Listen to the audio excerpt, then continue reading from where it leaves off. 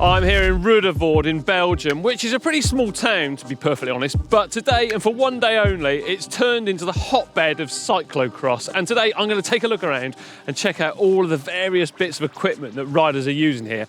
I'm very excited for it, it's very cold, let's crack on, let's see what we can find, come on.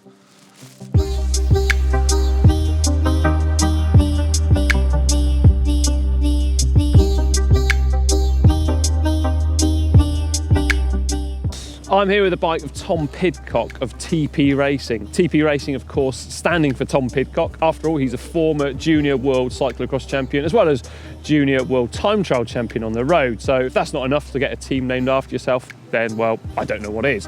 What about his bike then? Well, for this season, he's gone to Specialized. Previously, he was using Trek and also Ridley. However, a new team, quite often comes new sponsors.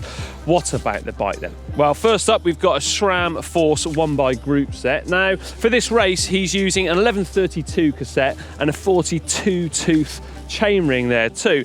Pedals, they come from Look and they're the X-Track model, which is a possibly slightly more unusual choice because you do tend to see most riders using Shimano's SPD, although it does take a very similar pattern, let's face it.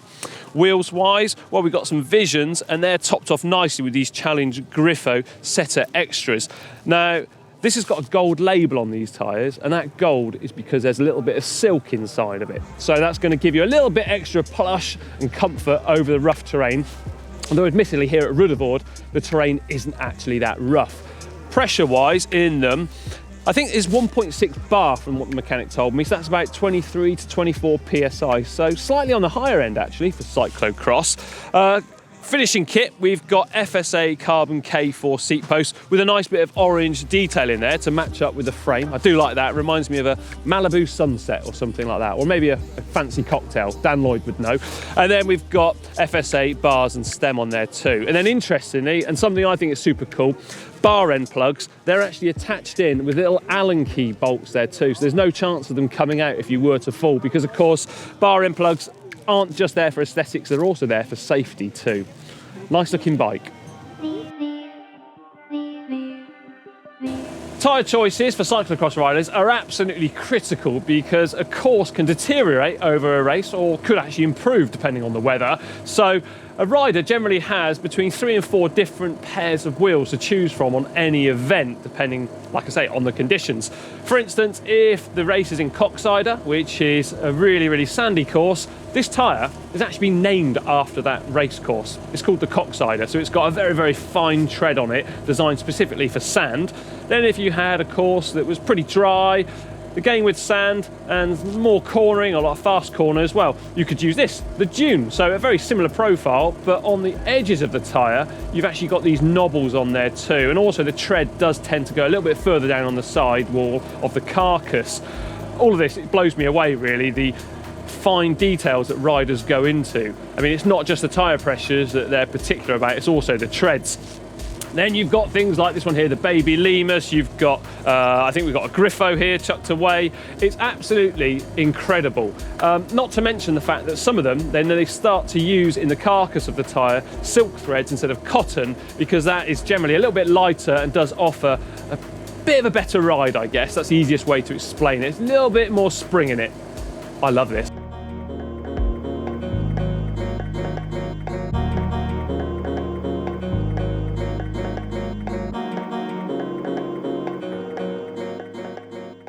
I'm here with the bikes of Christine Majerus of Luxembourg and Team Boels-Dolman, a rider who rides on the road all year round, or virtually all year round, then goes on to the muddy fields to race cyclocross too. Now, she is about to actually go out on her bikes, so I'm going to have to be as quick as I can, but check out that. Even got kind of an emoji style thing going on the side of her camper. Ultra cool. Now, about the bike then, well, you can't miss it, can you? It's kind of like that Malibu sunset, but this one is amazing, I reckon. I absolutely love the colour schemes coming out of Specialized this year.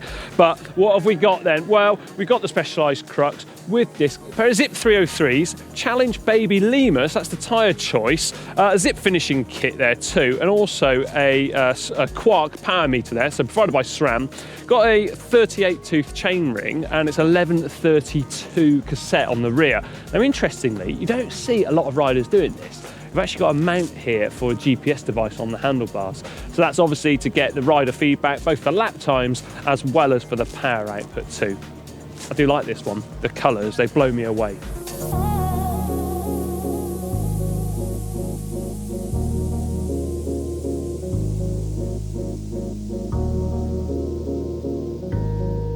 I'm here with one of the bikes of Matthieu van der Poel. It's the Canyon In-Flight CF SLX.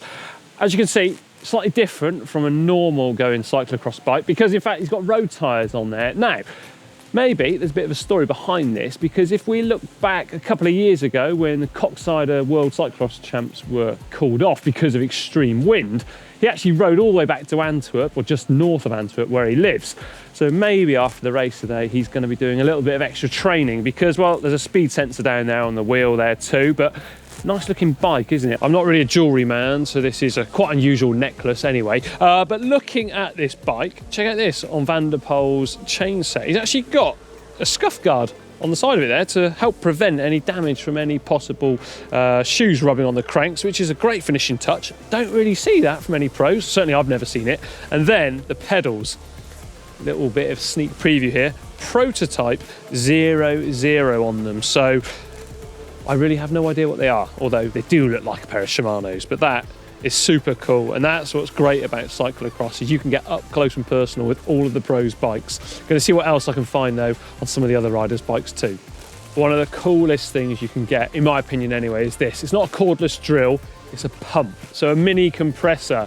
There's even a small little LCD display screen there, so you can just do that and inflate the tyre to the pressure of your choice.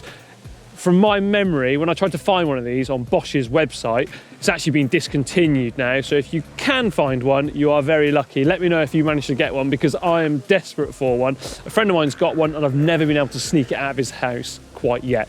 This one's Matthieu van der Poel's. I'm not going to risk taking it.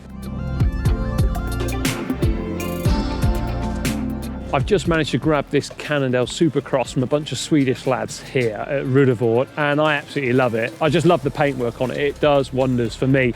What's so special about it then? Well, first up, we've got a Shimano Ultegra RX rear derailleur. So those of you may remember, Ollie in fact did do some science on one of those a few weeks back where he tested to see how well it works, because of course you can lock that rear derailleur in place to try and help the chain stay in position just that little bit easier.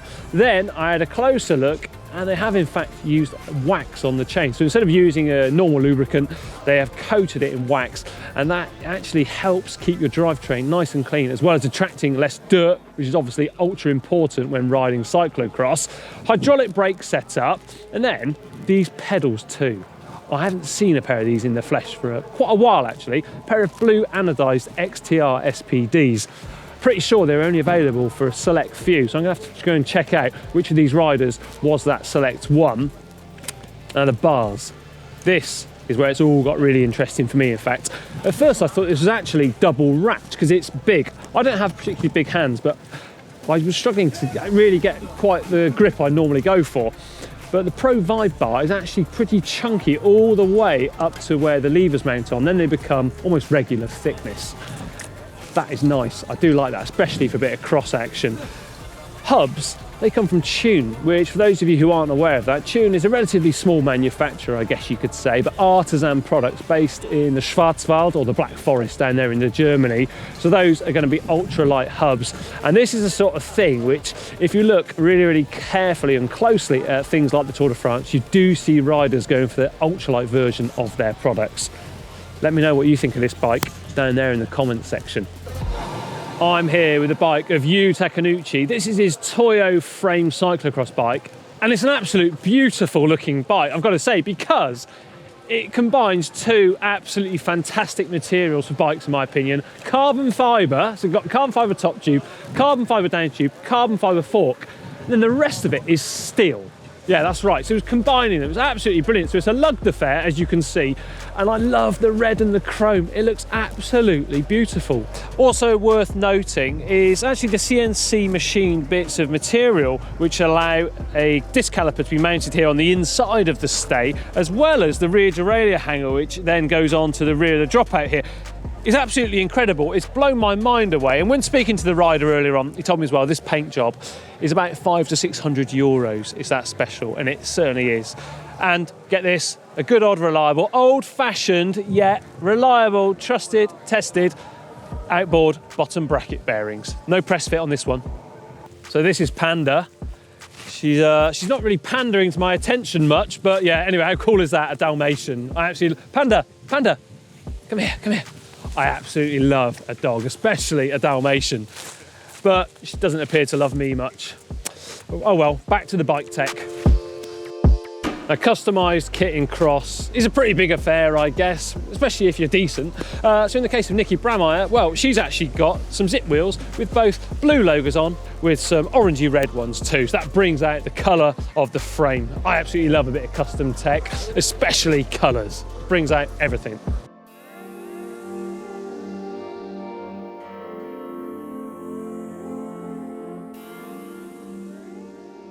Managed to get the bike of Marianne Vos, and this is a bike I've been keen to take a look at because, well, for a start, we're using Q-rings down there, which is pretty unusual, I've got to say, especially in the case of cross bikes too. Now, mounted onto the chainset also is a Pioneer power meter, which then, obviously, we've got a mount up here too on the handlebars in order for Mariana to actually see her power. Look at that.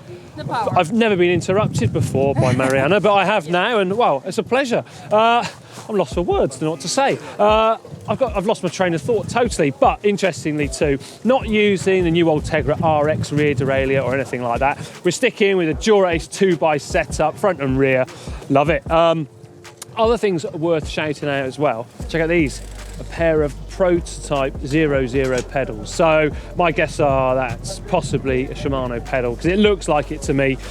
Yeah, but let's not forget though, there's quite a bit of stem going on there. So obviously she likes to ride a small frame, but still have the bars in a fairly upright position there too. But with the Palmares of Mariana, I'm not going to advise her on any sort of bike position because, well, she lets her legs do the talking. Now, something I've seen on the Lotto Sedal bikes, as well as these Ridleys of Marianne Vos, is actually this.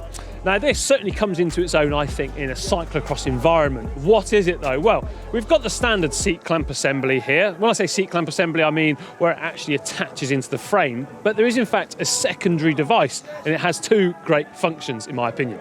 Firstly, this really helps. If you're transporting the bike and that seat post is going in and out of the bike all the time, you know exactly where the saddle has to be, or the seat post rather, in the frame, because you can just drop it in and you know you're not going to be adjusting the saddle height whatsoever, because this actually clamps onto the seat post rather than the frame.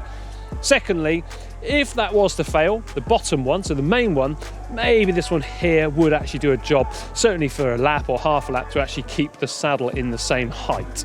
So one of the most important things for a mechanic is obviously to prepare the bikes for the riders, and every rider, they actually like to go out and ride on their race bike prior to actually racing for the day. So when they come back, it has to be cleaned up and then dried off, ready for the actual race. So here you can see two mechanics here working ferociously in the background on Quinton Herman's bike. They've got an air compressor to actually blast off the water as fast as possible, and also some microfiber cloths to dry it off too.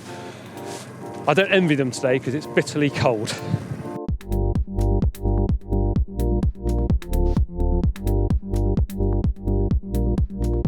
So just walked past this Colnago, and I always stop and have a look at a Colnago. Check out this here. On the outer cable length here, we've actually got an extra piece of rubber here. So it's kind of like a rubber bung, which then sits inside of the frame, and that prevents any grit or water, anything like that, from going back inside and possibly affecting the shifting performance. Obviously, shifting pretty critical in cyclocross. You don't want to be left in the wrong gear, because when the going gets tough, the tough gets going, as a band once said. Now, something else which is great about cyclocross races, you get to see all this weird and wonderful custom tech. This, I don't know if it's weird or wonderful or what, but I think it's cool. It's a chain guide. So traditionally we see these on mountain bikes, don't we, with those people over on GMBN. But this one here is actually going to help the chain stay in place if you're riding a really rough terrain, because it's a 1x setup. I like the look of that.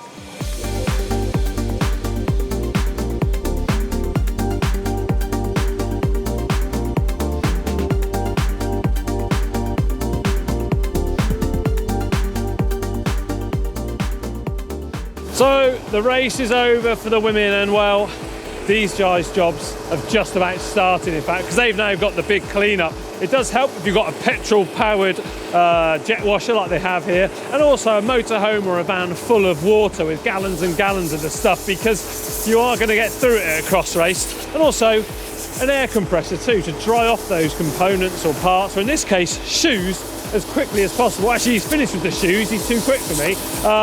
But if you are racing the next day, you are going to want your components and shoes in that case to be dry and ready. A mechanic's job isn't that easy when you're on the road. All this stuff has to be travelling along with you in the back of a van or a camper van.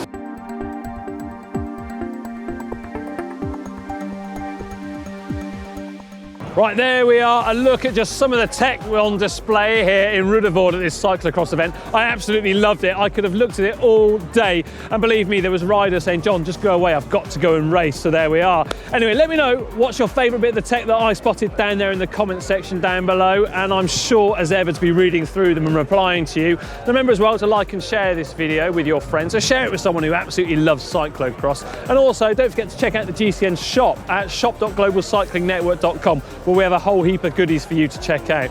Now, after all this action, I certainly need some refreshments and also something to eat too. So there's a hamburger over there. I'm going to go and grab myself a mineral water, but also don't forget to check out another video just down here. Now, I'm going to go in there. Bye. Well, come on.